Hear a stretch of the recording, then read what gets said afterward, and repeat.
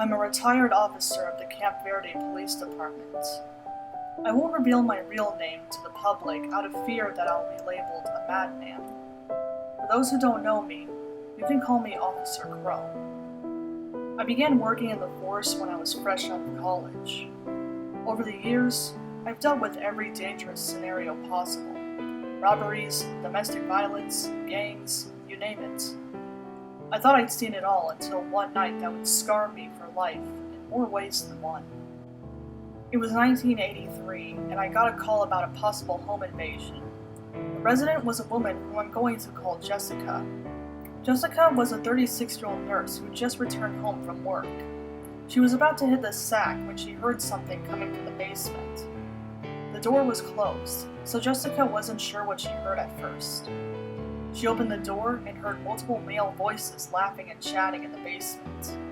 Terrified, the nurse ran to her neighbor's house and called the police. My partner and I happened to be closest to Jessica's neighborhood. Let's call my partner Officer Williams. Williams and I pulled up to Jessica's house at around 10 p.m. The front door was left ajar when Jessica evacuated her house. With our guns drawn, Williams and I entered the estate. It was dead silent in there, even from the now open basement door. Regardless, Williams and I had to check the whole house before we could leave. Jessica's house was a typical two-story suburban home, 2 bedrooms and a bathroom with a pool in the backyard. At some point during our search, I went down to the basement while Williams was still upstairs.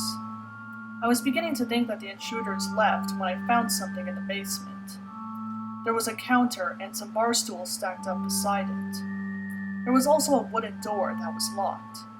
It took a few seconds for me to figure out what I'd stumbled upon. When I was a kid, my grandpa would tell me stories about the Prohibition era. He even confided in me that he was a patron of some of the Speakeasy bars. Being in Arizona, I've stumbled upon a few of these places myself. Some of them still had alcohol hidden somewhere, so I presume that whatever was behind that door must have been that. I was searching for the key when Williams entered the basement. "Another speakeasy, huh?" he commented. "You think those guys were looking for some booze?" "It's possible," I replied. I found the key taped under the bar, but as soon as I removed it from its place, I heard what sounded like raspy breathing. I could tell by the look on my partner's face that he heard it too. We were the only 2 people in the abandoned speakeasy. Both of our flashlights were aimed at the locked door. I tried to refrain from shaking when I unlocked it. I was then about to turn the knob when I heard what I could only describe as something between a scream and a desperate gasp for air. I turned my flashlight to the source of the noise, which was in William's direction. A skinny humanoid grabbed him from behind as he made that cry. It bit down on my partner's jugular and pushed him to the ground before biting him again. The creature looked frail and dirty, as if it hadn't bathed or eaten in weeks. I shot at it once, but the bullet phased through him. I tried kicking at it, but my legs somehow went through him as well.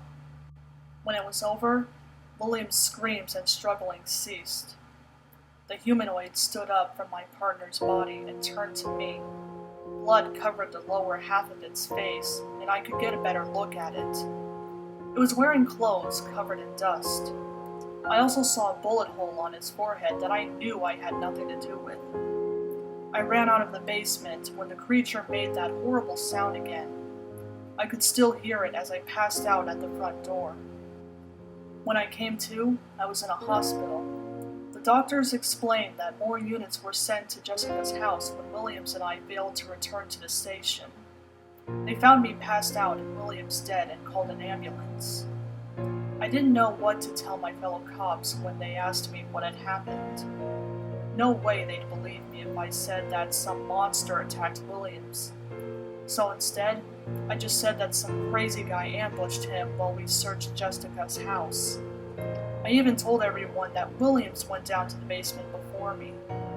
When other units investigated Jessica's house, they found out what was behind that door in the basement. It turned out that there was alcohol locked in that room, but that wasn't all. They also found a dead body lying on the crates of liquor. When Jessica was brought in for questioning, she told us everything she knew about the house. The nurse knew that the basement was a speakeasy when she moved in 3 days before the incident. She never went down to the basement, but as a history fan, she was compelled to look up the history of her home. The speakeasy was called Peter's Pub. Peter was an unemployed man who lived in Jessica's house during Prohibition. When he learned about speakeasies, he saw this as an opportunity to make money. Peter's Pub's patrons were limited to his neighbors, as they were the only people Peter could trust. But little did he know, one of his friends would turn on him. One neighbor of his was a member of one of the most feared mobs in Camp Verde. The rest of the story was revealed by a member who was caught by the police during that time. Once, Peter was unable to earn enough money to pay the mob. That's when he came up with an idea to be rid of them forever. One night, he invited the entire mob to his speakeasy for free drinks. At first, everyone was having a good time, but then some mobsters began to feel unwell. It only took one of them to stop breathing for everyone to understand what was going on. Peter poisoned all of the alcohol in his bar. The mob boss, who hadn't consumed enough poison yet, decided that he would punish Peter for his betrayal.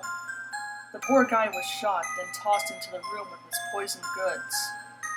I saw the picture of Peter's remains, which looked exactly like the thing that killed Williams.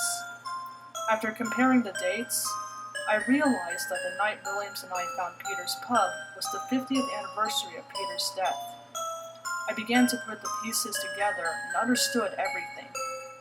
Those voices Jessica heard were the souls of the mobsters who died down there.